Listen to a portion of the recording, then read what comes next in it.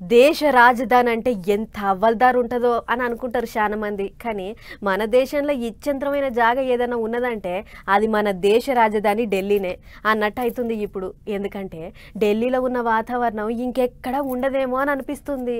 అప్పుడే ఎండ కొడుతుంది, అప్పుడే వాన పడుతుంది, అంతలే చలి పెడుతుంది. పబ్లిక్ పూటకో కాలాన్ని చూస్తుర్రట. మరి పాన్రి గా ముచ్చటేందో మనం కూడా చూసేద్దాం. దేశ రాజధాని కాబట్టి వచ్చేటోళ్ళు పోయేటోళ్ళు శీతం మంది, బండ్ల మీద పోయేటోళ్ళు అయితే లెక్కే లేదు. అట్లా దినం ఢిల్లీలో వాతావరణం అంతా పొగ సూరినట్లే కాలుష్యం పెరుగుతుంది.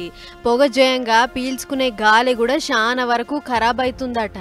అంతేకాదు ఎటు చూసినా పెద్ద పెద్ద బిల్డింగ్లు కట్టుడుతోని చెట్ల సంఖ్య మస్తు తగ్గిందట. గింత అద్రగనం అయితే సూరన్న ఊకుంటాడా? ఎండ సురుకు గట్టిగా తగిలిస్తుండు. అట్లా బుధవారం నాడు ముగేషూర్లో 52 డిగ్రీల ఎండ దంచిందట. ఎండలు జయంగా అగ్ని ప్రమాదాలు కూడా శీతం పెరిగినాయట. దీపావళి నాడు తప్ప మాకు ఇన్ని ఫోన్లు ఎన్నడూ రాలేదు అని అంటుర్రు అక్కడి ఫైర్ అధికారులు. ఇది సాలదన్నట్లు ఢిల్లీకి మళ్ళీ కొత్త గండం మోపైందంటుర్రు. హర్యానా కెంచి యమునా నీళ్లు సైమానికి వస్తలేవట.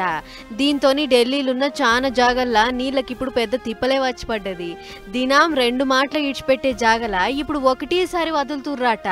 నీళ్లకు తిప్పల గీ కమానంగా ఉంది కాబట్టి వట్టిగా పారబోయొద్దంటుర్రు సర్కారోళ్ళు. నీళ్ళని ఖరాబ్ చేస్తే పట్టుకోమని 200 గుంపులను దించిర్రట. ఒకళ్ళ పట్టుబడితే 2000 రూపాయల జరిమానా గిన వేస్తారట.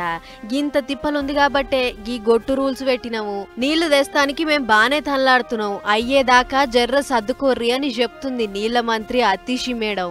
ఏదేమన్నా గాని ఢిల్లీ ఓ ఇచ్చంత్రమైన పట్టణం అయ్యింది. పొద్దంతా ఎండ సరుస్తుంది, పొద్దుకంగా వాన పడుతుంది. రాబోయే 2 వద్దుల దాకా ఉరుములు మెరుపులతోని వానలు పడతాయట.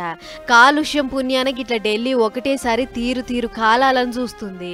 ఏమో పొర్రి, పేరుకే పెద్ద పట్టణం గాని ఎటు చూసినా ఢిల్లీకి తిప్పలే ఉన్నాయి అని అంటుర్రు గీ ముచ్చట చూసిన పబ్లిక్.